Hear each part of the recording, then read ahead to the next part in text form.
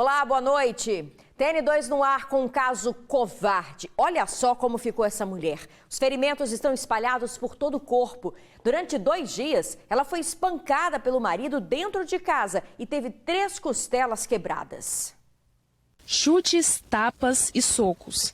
Lesões em várias partes do corpo e 3 costelas quebradas. Essa feirante de 54 anos acusa o próprio companheiro de ser o responsável por esse ato de covardia. O episódio de violência aconteceu durante o fim de semana em Jardim Atlântico, na Serra.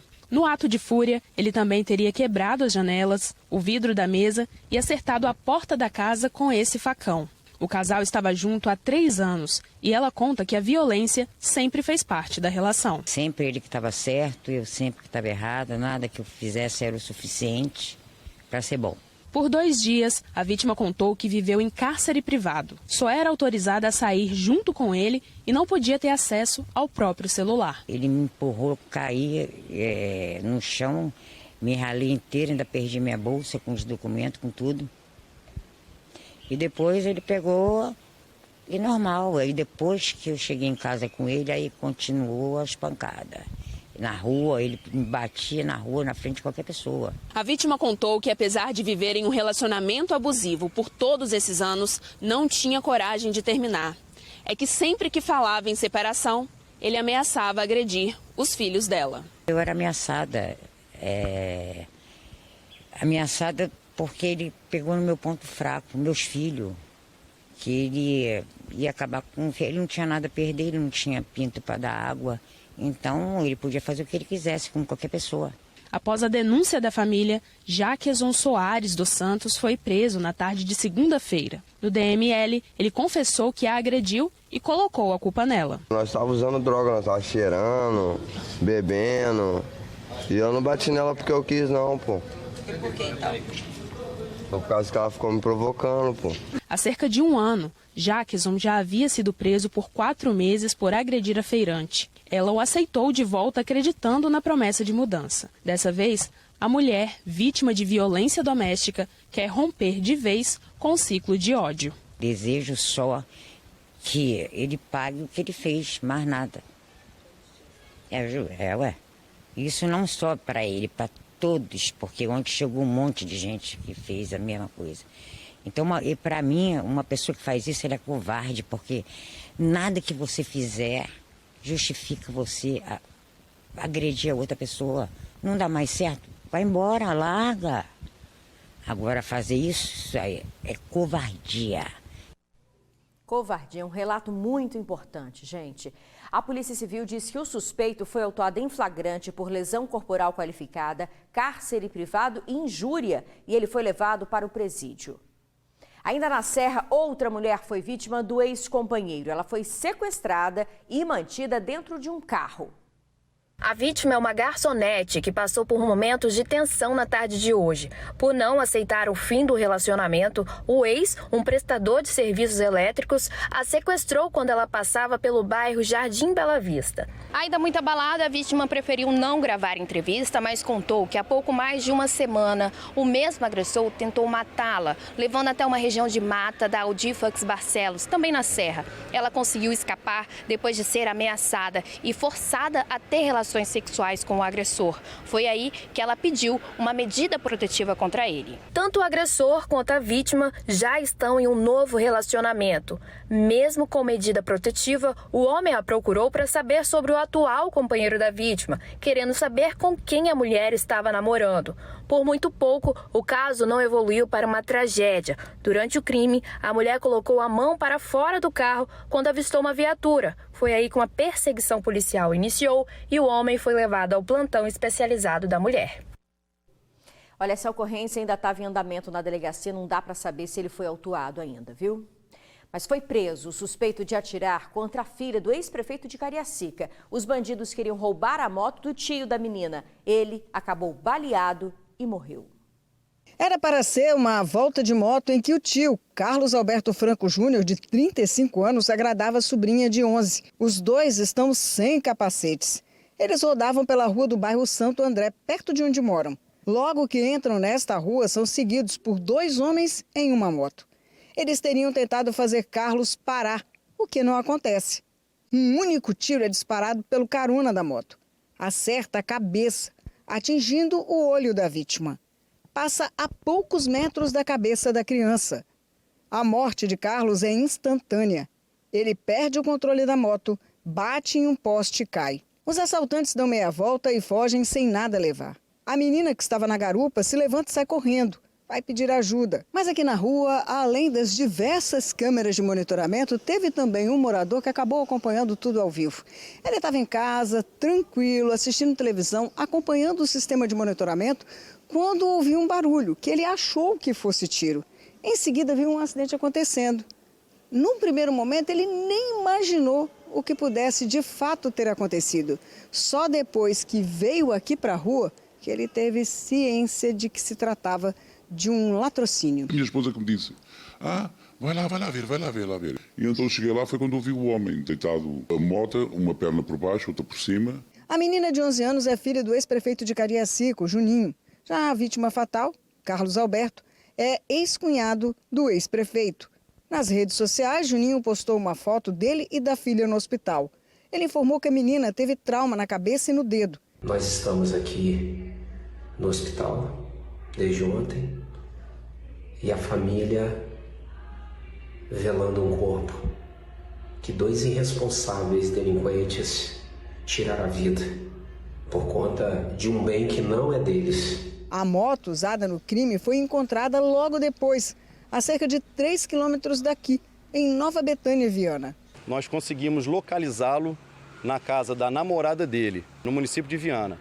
Logo após, fomos até a residência da mãe, que é em Cariacica, e na residência da mãe nós localizamos a roupa utilizada no crime. Ele não possui emprego, possui passagem por tráfico, por roubo.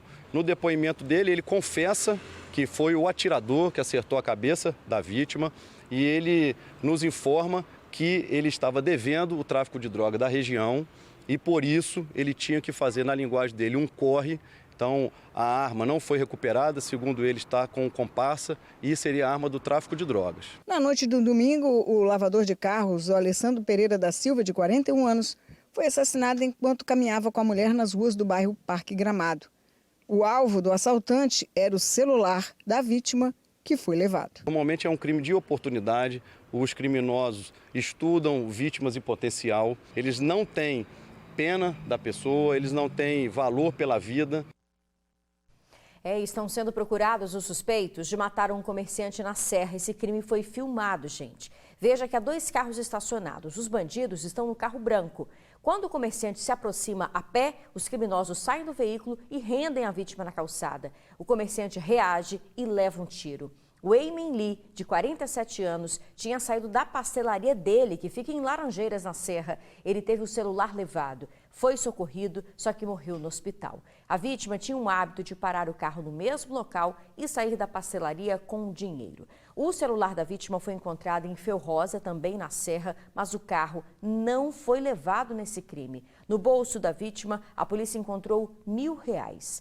Denúncias sobre suspeitos podem ser feitas à polícia no 181, você não precisa se identificar.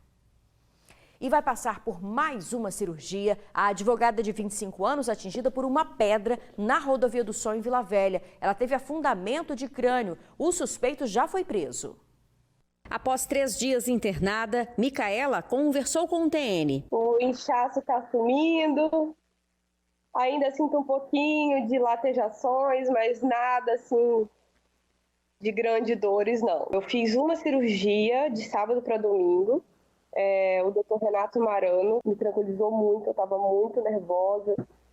E ele que deu essa primeira etapa do procedimento. Eu fiquei sabendo hoje de manhã que a minha segunda cirurgia vai ser na sexta-feira, que essa sim vai ser uma cirurgia mais complexa.